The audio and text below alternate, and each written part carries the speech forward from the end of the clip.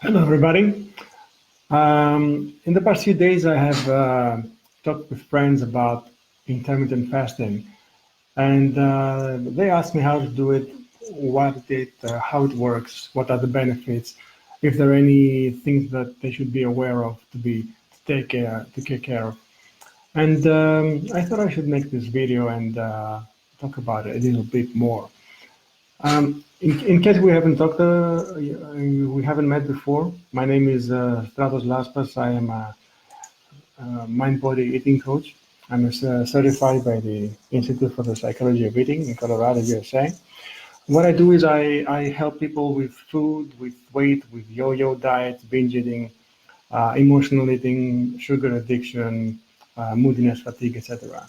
I do that with developing embodiment, awareness, doing stress management, mindfulness, and applying simple daily practices and personal development strategies. Now, just give me a second to share this broadcast, and please feel free to share it as well. If you'd like to let anyone know about intermittent fasting, then please tag them or like it or share it. Okay, hang on a second. Doing that by my phone.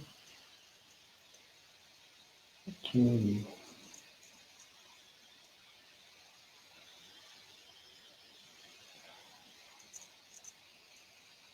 Right.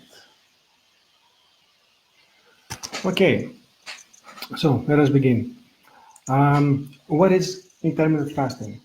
Well, it is a type of scheduled eating where you simply restrict your normal daily eating to a window of time within a day, without necessarily cutting calories. Now, there are many forms of intermittent fasting. One form of intermittent fasting that people actually don't realize they're doing it is when you're skipping meals. For example, if you skip breakfast, then you're doing a type of intermittent fasting. Actually, skipping meals may be a good start towards working up to the next level, which is a half day eating and half day fasting. Now, during the 12-hour fast, which is the next level of intermittent fasting, what you do is that you eat, for example, from 9 a.m. to 9 p.m. or 10 a.m. to 10 p.m., etc. Only half a day. And the other half of the day, you only like drink water or drinks that don't have any calories or sweeteners. Now, the expansion of the 12-hour fast is the 16-hour fast. This is a window where you have 8 hours within a day to have your food, and for 16 hours you're on a fast. You can achieve this by expanding the 12-hour fast and then cutting breakfast, for example. So going from dinner to lunch, this is a 16-hour window of fasting. Now, the most extreme type is what they call the warrior diet. And this is getting only 4-hour window, a 4-hour window within to eat. And for 20 hours, you're on a fast. Okay, this is an extreme form. Now, there's another type of intermittent fasting, which is called the 5-2, which means 5 days you eat normally, like you always would, and then for 2 days, 2 non-consecutive days, you eat around 25% of the normal calories that you would. For example, for a male, that would mean around 600 calories, which means half a serving at lunchtime. Or for a female, it would mean around 400 calories once a day at lunchtime. This is done for 2 non-consecutive days. Okay. There's a final form, I think it is the alternate day fasting. Now, this is not recommended for people who have certain medical conditions. Alternate day fasting means that one day you eat almost whatever you like, and the next day you only either only drink water, or you get the half a serving during lunchtime. Okay, now I don't consider it intermittent fasting, but sometimes they are referred to as intermittent fasting. It is water fasting. Water fasting means that for 1 day per week, you only drink water. Or for maybe 4 or 5 consecutive days, which is a little extreme, you only drink water every couple of months or every 3 months. You do one of these fasts. Now, one may ask, okay, so what's the benefit from doing it? Why should I do it? Um, well, the benefit is that research shows that there are multiple benefits towards certain types of intermittent fasting. For example, it prevents, slows down, or even reverses diabetes type 2. Um, Also, it promotes insulin and leptin sensitivity. It normalizes the levels of the hunger hormone, resulting in low hunger. It protects against cardiovascular disease. It boosts the immune system. It reduces body weight in obese individuals. It eliminates sugar cravings. It has been noticed that it improves cognitive function. It lowers blood pressure. It helps body become fat adapted, which means it increases your energy by burning stored fat. It lowers triglyceride levels and it helps suppressing inflammation. So it sounds great, doesn't it? Okay, what are some characteristics of it? Intermittent fasting is not aimed at reducing calories. It's also usually low in carbs in order to avoid blood sugar spikes. And you usually would eat foods that release energy slowly in our bloodstream, which means that you would eat mainly meat, poultry, fish, green vegetables, nuts and seeds, animal source omega-3, butter from milk, avocados, cheese, olive oil, coconut oil, lard, eggs. Now, you may say, okay, this sounds like a paleo diet or ketogenic diet. It has very, it has many similarities, and actually, we'll talk about it later in the presentation. Many times it is combined, intermittent fasting with paleo diet or with ketogenic diet. Now, we saw what it is. We saw the advantages that it has. Um, some of its characteristics. Some advice now, some advice, and then some words of warning. Okay, the advice. The advice is that you should keep yourself, if you want to try it, you should keep yourself well hydrated. Okay, and intermittent fasting is more effective when combined with exercise, even during fast days, and with a high-fat, low-carb diet. Also, you should be aware that you should be eating high-quality foods, no processed foods, avoid foods that would spike your blood sugar, like pasta, potatoes, sweets, bread, stuff like that.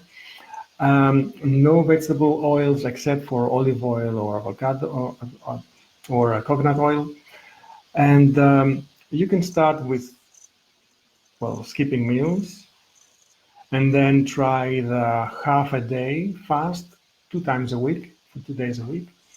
And then maybe increase it to like 3 days a week, 4 days a week, 5 days a week, and then start to widen the the fasting window from 12 hours to 14 hours or maybe to 16 hours. Okay, so now the words of warning, which is very important. One of the mistakes that I see people doing many times, but not to that extreme, is that they overconsume water. Water is very good. We need water, but it becomes sometimes an obsession. People who are, very inclined to fitness, they want to be fit. They always have a bottle next to them. You really don't need to drink too much water because there is such a thing as water intoxication. When this happens, it means that you have drunk so much water that uh, inside the body there is this osmosis effect, as we call it. There's a difference in pressure between the inside of a cell and the environment of a cell. And in particular, well, it's going to be a little technical, but the fluid outside the cell has an extremely low amount of solutes like sodium and other electrolytes in comparison to the inside of the cell. So the fluid from the outside will enter the cell in order to balance the concentration of the electrolytes, and this will cause the cells to swell. Now, the last thing you want is swollen brain cells. Okay, this could lead to intracranial pressure. It could be lethal. So drink lots of water, but not too much. You can look it up, you can Google it. Okay, water intoxication. Now, the second thing to be aware of is toxicity. When there are toxins in our body stores them inside a prison. These prisons are fat cells. So our fat cells contain toxins that our body hasn't gotten rid of yet. So when we do the intermittent fasting, uh, and we say that the body becomes fat adapted, what goes on is this. When the body consumes the energy that it has received for its last meal, then it looks for energy elsewhere. The next storage, where it takes energy from, is a reserve that is called glucogen. That this glucogen is in the liver and in the muscle. It contains some energy that can keep us going for another 6 to 8 hours.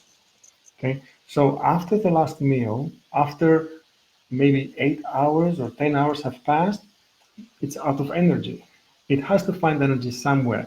Now, at that point, when the body is fat adapted, it's supposed to I don't know, like flip a switch and start consuming, to start ketosis, to start using energy from fat cells. Okay, and this way you actually burn fat, and you get thinner like that. Okay, and possibly healthier. And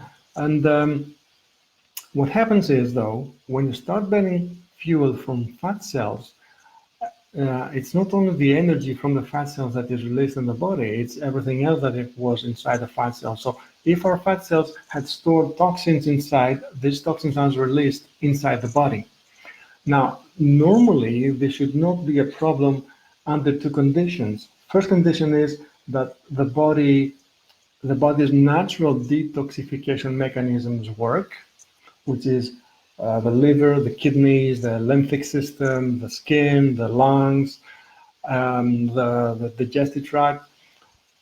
And number two, that this release of toxins is not, it's not huge, it's not at a very rapid rate, which means that we lose weight, we burn fat at a lower rate. Now, this condition, you can tell that there may be some toxicity in the body when you actually start to have some flu-like symptoms like rash, tiredness, headache, irritability. Maybe your thyroid gets sluggish. Okay. Now these are signs that maybe there's some toxicity in the body, and this is also increased if there's constipation. If there's constipation, then even if the detoxifying mechanisms of the body work perfectly, they cannot get rid of the toxins because there's constipation, and this could lead to something that is called auto-intoxication. Okay, not a good thing to happen.